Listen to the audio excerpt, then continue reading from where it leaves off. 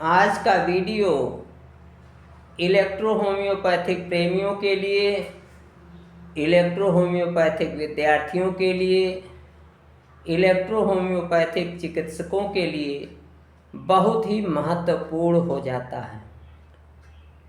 आज मैं इस वीडियो में आपको यह बताऊंगा कि किन किन लक्षणों के आधार पर आप यह जान सकते हैं कि आपका रोगी लिम्फेटिक टेम्परामेंट का है या नहीं। लिम्फेटिक टेम्परामेंट के रोगी को पहचानने के लिए आपको किन किन लक्षणों का ध्यान करना है।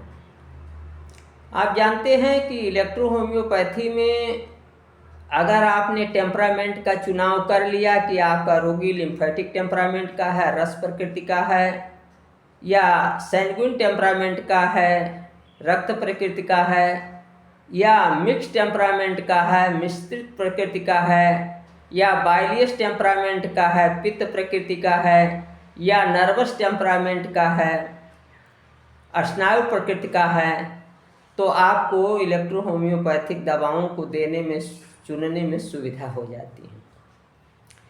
कोई पेशेंट यदि आपके क्लिनिक में आता है तो आज मैं ऐसे लक्षण बताऊंगा जिनके आधार पर आप यह जान सकते हैं कि आपका मरीज लिम्फेटिक टेम्परामेंट का, रस प्रकृति का है अथवा नहीं।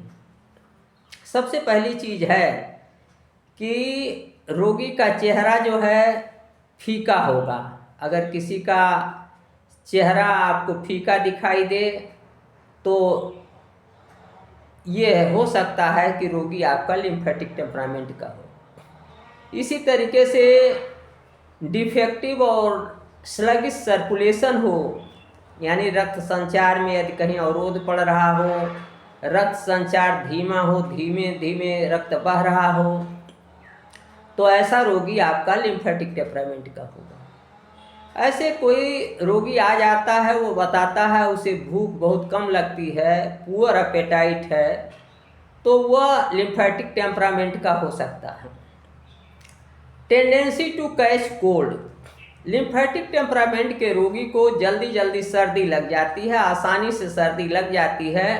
कोई रोगी यदि आपसे आके कहता है डॉक्टर साहब थोड़ी सी सर्दी हुई नहीं कि हमको ठंडक लग जाती है, बार बार हमें सर्दी जुकाम हो जाता है, तो आप यह जान जाएंगे कि आपका रोगी लिम्फेटिक टेम्परामेंट का है। अगर किसी को एनीमिया है, किसी रोगी को, तो एनीमिया होना भी, रक्त की कमी होना भी इस बात का संकेत है कि रोगी जो है, इस बात की पहचान है कि रोगी आपका जो है वो लिम्फेटिक टेम्परामेंट का है। यदि किसी रोगी को त्वचा रोग की प्रवणता हो, स्किन डिजीज बार बार होती हो, तो ऐसा रोगी भी लिम्फेटिक टेम्परामेंट का होगा।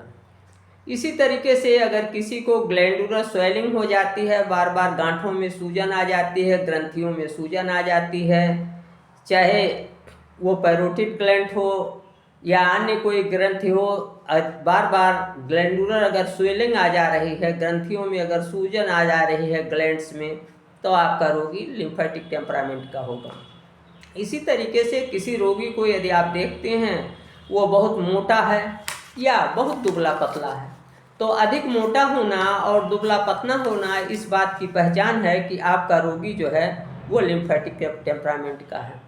इसी तरीके से अगर कोई रोगी है, उसे बार बार पथरी रोग हो जाता है, आप देखते हैं उसे ग्रेवल हो जाता है, चाहे किडनी का है, चाहे बाइल का है, तो इस तरीके से बार बार ग्रेवल, पथरी होने की प्रवणता अगर किसी रोगी में है तो आपका रोगी लिम्फेटिक टेम्परामेंट का होगा।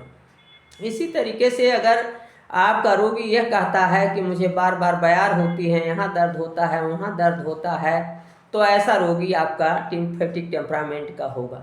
इसी तरीके से अगर आपका रोगी कहता है कि उसे बादी बवासीर होती है, ब्लाइंड पाइल्स होती है, यानी ऐसी बवासीर होती है जिसमें खून नहीं आता है, तो ऐसा रोगी जो है वो लिम्फेटिक टेम्परामेंट का होगा।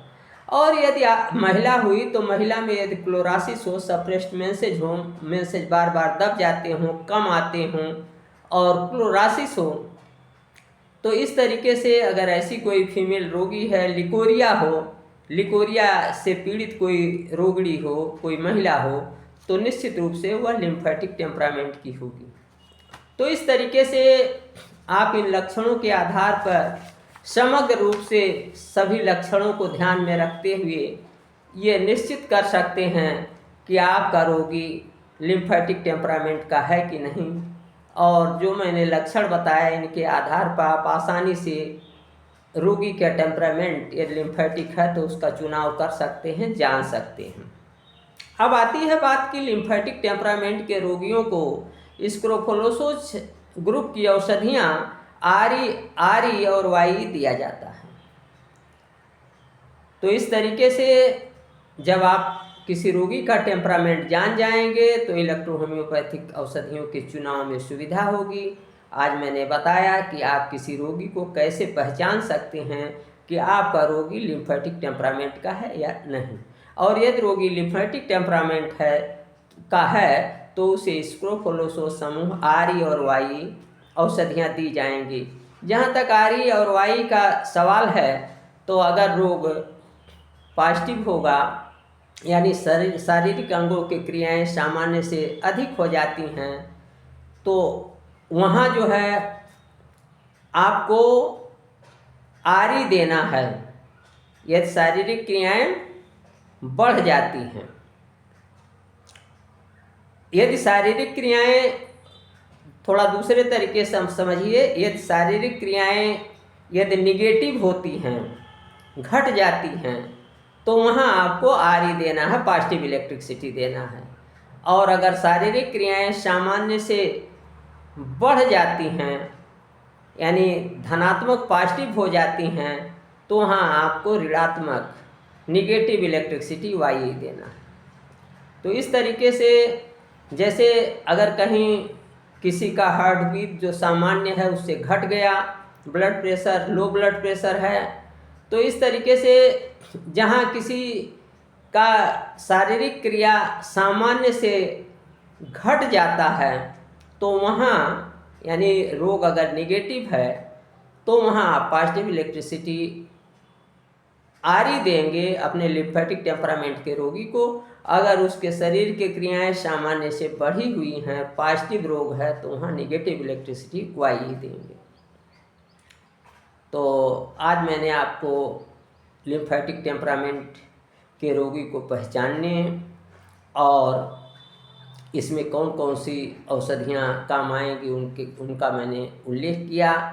कभी हम आपको इस विषय पर भी विस्तार से बताएंगे कि कौन कौन से रोग पॉजिटिव हैं, कौन कौन से रोग निगेटिव हैं, क्योंकि उसी आधार पर डोजालॉजी होती है। पॉजिटिव निगेटिव मात्रा दवाओं की दी जाती है और पॉजिटिव निगेटिव इलेक्ट्रिसिटीज का, पॉजिटिव निगेटिव धनात्मक और ऋणात्मक बिजलियों का प्रयोग किया जाता है।